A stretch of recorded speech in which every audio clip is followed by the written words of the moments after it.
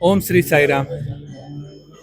ಈ ದಿನ ನಮ್ಮ ಎಷ್ಟು ಜನ್ಮ ಪುಣ್ಯನೋ ಭಾಗ್ಯನೋ ಭಗವಾನ್ ಶ್ರೀ ಶ್ರೀ ಶ್ರೀ ಸತ್ಯಸಾಯಿ ಬಾಬಾ ಅವರು ಶತಮಾನ ಉತ್ಸವ ನಾವು ಇಲ್ಲಿ ಮಾಡ್ತಾ ಇದ್ದೀವಿ. ಈಗ ನೀವು ನೋಡಿದರೆ ಪ್ರಧಾನಮಂತ್ರಿ ಅವರು, ಪ್ರೆಸಿಡೆಂಟ್ ಅವರು, ಭಾಳ ಮುಖ್ಯ ಮಿನಿಸ್ಟರ್ಸ್ ಎಲ್ಲರನ್ನೂ ಪ್ರಶಾಂತಿ ಹೋಗಿ ಅವರ ಆಶೀರ್ವಾದ ಪಡಿಸ್ಕೊಂಡು ಬಂದಿದ್ದಾರೆ.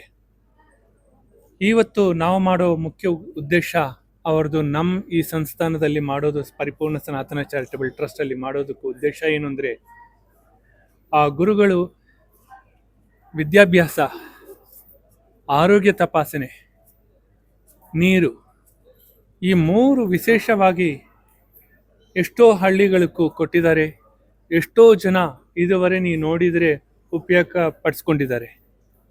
ಆ ರೀತಿಯಾಗಿ ಅವರು ನಮಗೂ ಅನುಗ್ರಹ ಆದೇಶ ಮಾಡಿರೋದು ಏನಂದರೆ, ಎಷ್ಟು ಬಡವರು ಇದ್ದಾರೋ ಅವ್ರಿಗೂ ಎಷ್ಟು ಸುಲಭವಾಗಿ ನೀವು ಮಾಡ್ಬೋದು.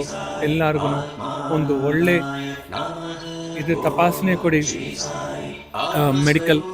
ಅದೇ ರೀತಿಯಾಗಿ ಇವರಿಗೂ ಎಜುಕೇಷನ್ ಕೊಡಿ ಬಡವರಿಗೂ. ಇನ್ನೊಂದು ನೀರು. ನಾನಿಲ್ಲಿ ಬಂದು ಒಂದು 13 ವರ್ಷ 14 ವರ್ಷ ನಡೀತಾ ಇದೆ. ಈ ಇಡೀ ನೆಲಮಂಗಲ ತಾಲೂಕಲ್ಲಿ ನೀವು ನೋಡಿದರೆ ನೀರಿನ ಘಟನೆ ನಾವು ಮಾಡಿದ್ದೀವಿ.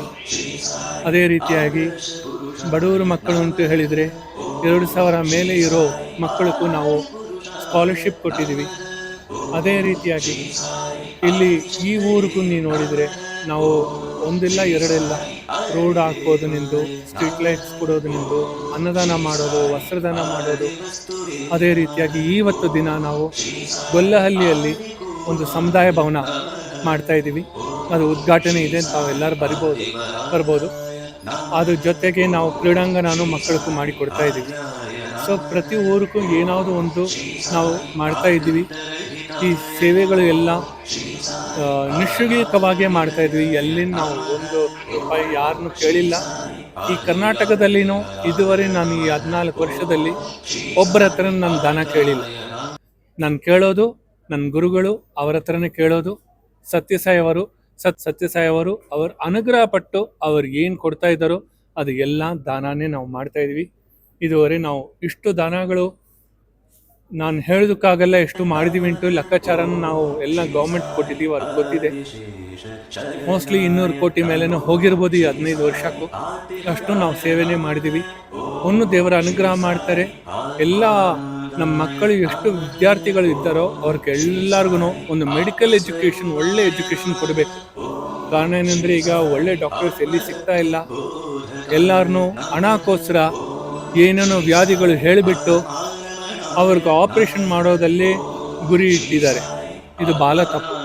ಅದು ಬಿಟ್ಟು ಮೆಡಿಸಿನ್ ಬೇಕಿಲ್ಲ ಅಂದರೆ ಅವರ ಆರೋಗ್ಯ ಸರಿಪಡಿಸ್ಬೋದು ಅಂದರೆ ಅದು ಆರೋಗ್ಯ ಸರಿಪಡಿಸ್ಬೋದು. ಆ ಥರ ಒಂದು ಉದ್ದೇಶ, ಒಳ್ಳೆಯ ಉದ್ದೇಶ ಇಟ್ಕೊಂಡು ಎಲ್ಲರ ಜೊತೆ ನಿಲ್ಕೊಂಡು ಎಲ್ಲಿನೂ ನಾವು ಇದು ಮತಭೇದ ವಿಚಾರ ಬಿಟ್ಟು ನಾವು ಒಂದಾಗಿ ಮನುಷ್ಯರಾಗಿದ್ದು ಎಲ್ಲರೂ ಒಟ್ಟಿಗೆ ಇದ್ದು ಅಣ್ಣ ತಮ್ಮವಾಗಿದ್ದು ಸೇವೆ ಮಾಡಿದ್ರೇ ಅದೇ ಮೂಲ ಉದ್ದೇಶ ಸತ್ಯಸಾಯಿ ಬಾಬಾ ಅವ್ರದ್ದು. ಆ ಉದ್ದೇಶವನ್ನು ನಾವು ಪೂರ್ತಿ ಮಾಡಿಸ್ಬೇಕು. ನಾವು ಎಲ್ಲರೂ ಒಟ್ಟಿಗೆ ನಿಲ್ಲಿಸ್ಕೋಬೇಕು.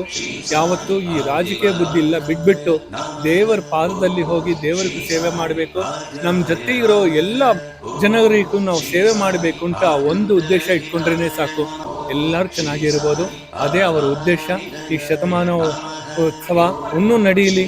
ಅವ್ರದ್ದು ಎಲ್ಲ ಅವರು ಏನೇನು ಮಿಷನ್ ಇದೋ ಆ ವಿಚಾರ ಎಲ್ಲರಿಗೂ ಗೊತ್ತಾಗಲಿ ಅಂತ ನಾನು ಪ್ರಾರ್ಥನೆ ಮಾಡಿಕೊಂಡು ಎಲ್ಲರ ಸೇವೆಯಲ್ಲಿ ಪಾಲ್ಗೊಂಡು ಅವರು ಇದು ಏನು ನಮಗೂ ಹೇಳ್ಕೊಟ್ಟಿದ್ದಾರೋ ಎಲ್ಲರಿಗೂ ಒಂದು ಒಳ್ಳೆಯ ವಿಚಾರನೋ ಆ ವಿಚಾರನ ಇಟ್ಕೊಂಡು ಎಲ್ಲರಿಗೂ ಪ್ರಾರ್ಥನೆ ಮಾಡ್ತೀವಿ. ಸಮಸ್ತ ಲೋಕ ಸುಖಿನೋ ಭವಂತು.